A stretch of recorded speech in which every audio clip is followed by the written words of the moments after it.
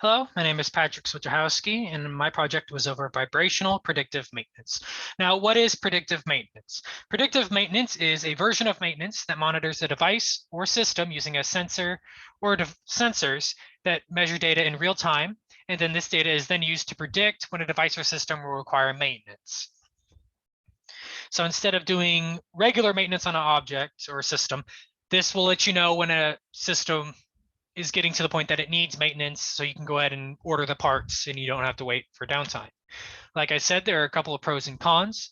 The first one is reducing downtime, since you won't have to wait for the object to fail for you to fix it, so you can order the parts before this happens. You can minimize the cost of supplies or spare parts.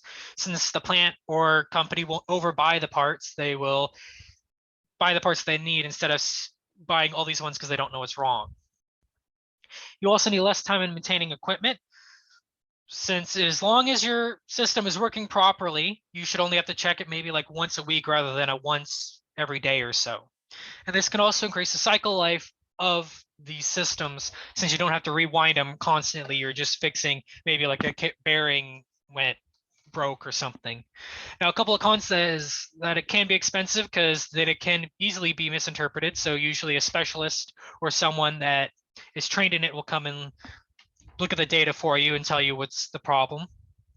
And also the system might not consider certain factors like the age of the system or the weather around the system. Now, vibrational analysis is a type of predictive maintenance that collects vibrational data from equipment and compares them to known vibrations that cause failures. This usually helps the user identify failure points so they know what's wrong. And there's usually 3 different types of vibrational analysis. You can use a system that is just portable. It doesn't have any, it's just like used for spot checking. It doesn't have any memory, so you just take the data and write it down. There's another version, which is portable, that allows you to let it sit there for a couple of hours and collects a couple of hours of data, and it just stores it on a memory that it has itself. Or you have a system that permanently sits on the device and will let you know when there is a problem. Now, what has been done before? There was a journal paper published in 1987 that looked into vibrational predictive maintenance itself, as well as its pros and cons, and most of its information. The only difference is that this journal paper didn't really look at anything. It just scratched the surface of vibrational predictive maintenance and did not explore using it on any object. Now, this next journal paper, they actually investigated the vibrational analysis on ball bearings, and what they did is they made faults in these ball bearings, like either drilling a hole in the housing or the bearings themselves, and then did vibrational analysis using equipment to determine what kind of vibrations this would get off. Again, this journal only focused on one similar part, and that was the ball bearings, and not any other problems that could happen.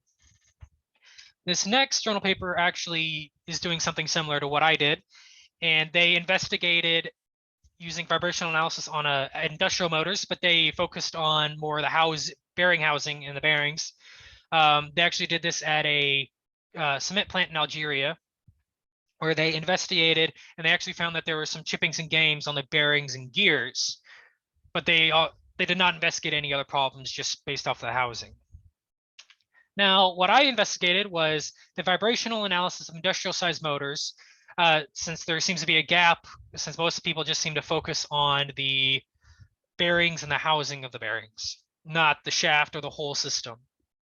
And I also am trying to create a cost-effective system to test out on industrial motors and see if it'll work, since most of these systems are very expensive. Now, what I went through is first I got a magnetic-based accelerometer, an Arduino or other device that was used to log data, and then I obviously had a motor. What I did for data collection is I attached the sensor to the bearing housing, and then I logged data over a large span of time, and then exported that said data to a spreadsheet program. For the analysis and conclusions, I then graphed the data into useful plots like an FFT RMS, or acceleration versus time, and then I compared that data to known cases and theories and draw conclusions. Now, for the market analysis, I did research this, and there are a couple of options out there, but most of them are used for spot checking. You might be able to leave them out there for like an hour. They don't have a lot of memory storage on them. But there are a small amount that you can basically do. What I want to do is tag and just leave them there, but they are quite expensive. Now, a couple of the equations that I used was obviously the root mean square.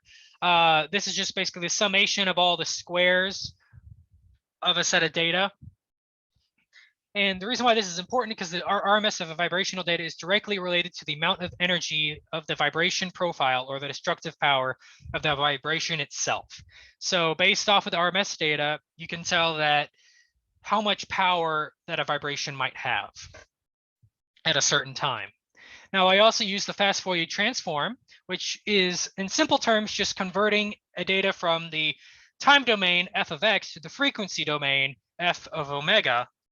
And doing this allows an easier comparison between the acceleration of an object and the frequency. So you can determine the severity of the vibration at a certain frequency. So you can determine your bands that you want to have set up. Now for my results, I got some vibration data from NDAC that was free that the company collected themselves. And below here is all the different types of data that they had available. I ended up using the commute data and the truck engine data since they were the closest to the type of data I would like to collect. Now, the data that they collected was put into an Excel file that contained the time and acceleration in G's, one of those in each column. And then I then exported the data into MATLAB and then plotted the data on 3 separate graphs using the built-in functions that I've used in classes or some of the ones that they had in MATLAB. So I used an acceleration versus time, acceleration RMS versus time, and the FFT of the data. Here is an example of the acceleration versus time and the RMS versus time of a car engine.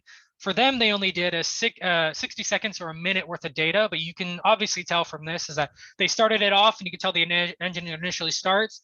And then as the frequency or acceleration increases, you could tell that they were revving up the engine because it started to vibrate more.